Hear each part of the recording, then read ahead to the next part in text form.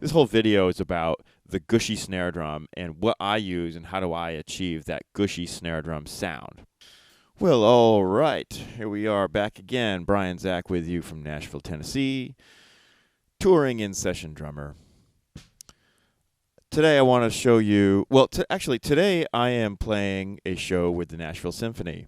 I have to leave pretty soon for a 2 o'clock rehearsal and then a 7:30 show. The theme for tonight's show it's just a one-nighter. It's called Jersey Boys and Girls, and what it is a whole slew of songs that were originally sung, recorded, performed by New Jersey artists, singers. So in the set we have things like Bon Jovi, Whitney Houston, Frankie Valli, and there's plenty of others too. I'm just struggling to remember them all. But there's at least one song in particular where I thought, and I was listening to these. Sorry if I'm jumping around. I was listening to some of the songs just to kind of I know pretty much all of the songs. One of the others is Frank Sinatra. So I know, I'm pretty familiar with all of these songs because they're pop songs, sort of, in the repertoire that you would typically play, being a professional musician. But this one particular song by Whitney Houston is, I believe it's called "Saving All My Love for You." It's one of the ballads. Shoot, let me look here. You could kind of use this for all of her ballads. But the point is, I noticed that the snare drum was really a deep, low snare drum. This is one of her earlier hits. I don't want to play it for you because I don't want to demonetize this video. But anyway, in any case, the snare drum is really low tuned and kind of gushy and beautiful like that. And I think it's John J.R. Robinson on the recording, on the original. But I could be wrong.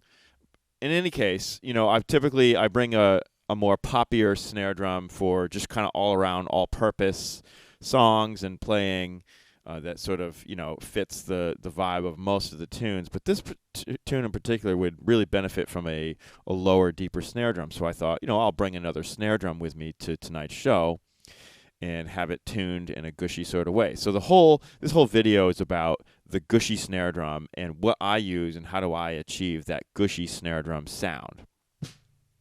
And I have here with me my gushy snare drum. Look at that.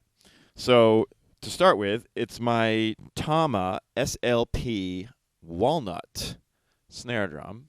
You can see there. Whee, isn't it beautiful? It's got that beautiful walnut natural finish, and these tube lugs and the double strainer. And what I love, there's many things I love about this drum. First of all, the rims have the sort of Slingerland stick saver style rims where they sort of come like, the rims sort of like bend over the head a little bit, which is a different kind of thing. Now they call them stick savers. They're anything but stick savers. These rims chew up sticks like for breakfast. I mean, it's insane how fast you'll go through sticks if you're playing backbeats, rim shots on this drum. But another thing I love about this is the wires that come on this drum are the thicker. I don't know if they're maybe like 30 strand wires. I don't know if you can see that in the light, but and that really adds to the sort of white noise gushiness of the sound that we're going for here. If I can put this, there we go. Okay, and one other thing is, so I want to show you how I have this thing tuned. Okay, so first of all, know that I am using this big fat snare drum donut. Big fat snare drum, yeah. Donut, the one with the hole in it. Now I have the solid one, but I don't like the solid one as much because it really changes the sound of and the feel of the stick hitting the head. And I prefer the stick hitting the actual head. And I'm just trying to mute the drum. I'm not trying to change the timbre of the of the stick hitting the head. So I pretty much don't even use that full one. I use this one a lot, and I bring this one with me. Like I throw it in the case. Like I just put it on the snare drum and just put it in the case. Now I have other ones that I made, like for instance, out of old drum heads. I cut this one out, and this is a 2-ply head from Aquarian Super 2, and as you see, I just sort of taped the two because the plies would come apart if I left it. So I taped them together. So far, it's holding. I have a little tape here, so I can like just grab onto it and take it off. But so you just take an old head and you just cut it out from the rim, and then cut a hole in it, and bam, there you go. There's your studio ring. And then I do have these other Aquarian style plastic, and these are also great, but they don't dampen as much as this one does because it's not as thick, both in terms of around diameter, as you see, but it's also, this one is thicker, like a heavier, like a 2-ply head. And then, of course, there's this one, which is sort of a plasticky, and this is just, this is much easier to throw around on stage and stuff and not worry about it coming apart or whatever.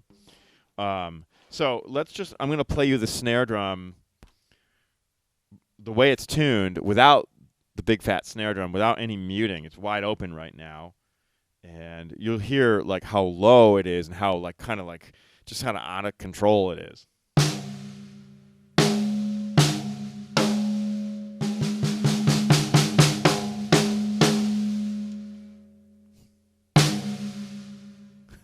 And you hear those snares.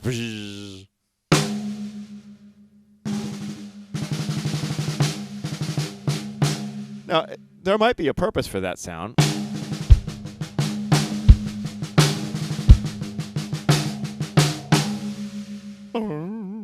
Really unruly type of sound. Now let's put the big fat snare drum on there, and you'll see the difference.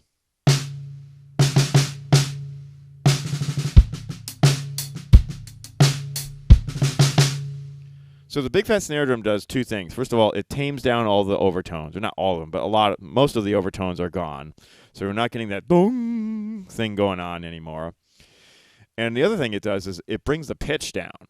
As you notice, because like it has all those. Hear how like there's like a range of overtones going on there. But when I put the big fat snare drum on there, there's just that one like ooh, ooh.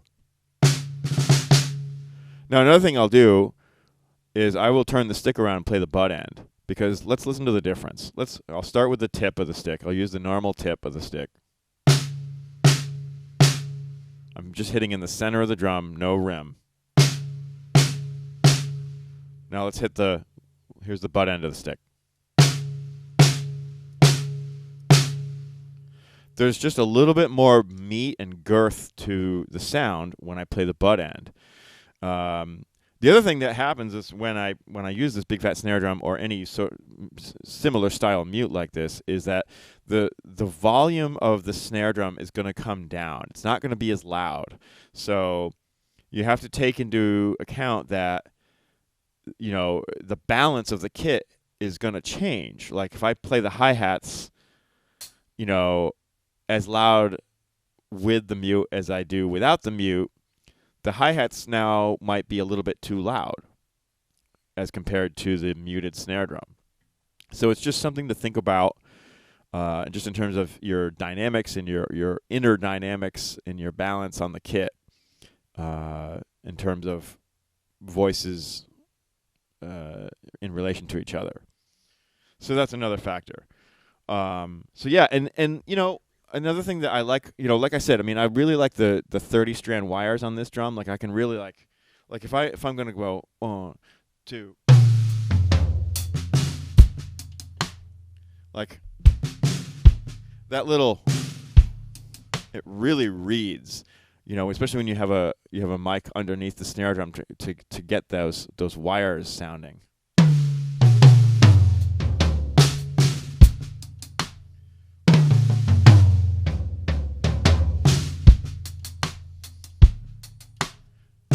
I love that, like Jeff Porcaro.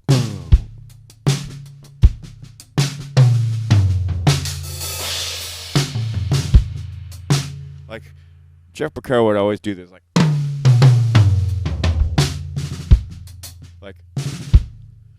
so this little like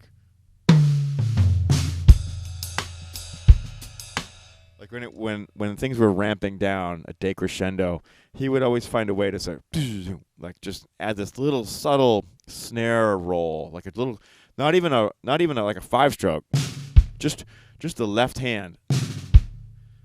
You're just buzzing the snare, and what it is you're just sort of like you're giving the band like just a nice little ramp down into where we're going, into the verse or into the whatever the part of the song is. Typically, you're coming from a louder section going into a softer section. So I love that. I love that capability here. And I think John J.R. Robinson would do stuff like that too, like on ballads and stuff. You're coming from a snare drum backbeat going to a rim click backbeat, and you want to bring things down, So just some little things there. Yeah, so that's basically it. Just real quick, the head I have on here is an Aquarian texture coated with the dot underneath, in case you're curious. This is a 6x14 snare drum, the Walnut Tama SLP. It has dual strainers. I'm pretty sure I did a snare drum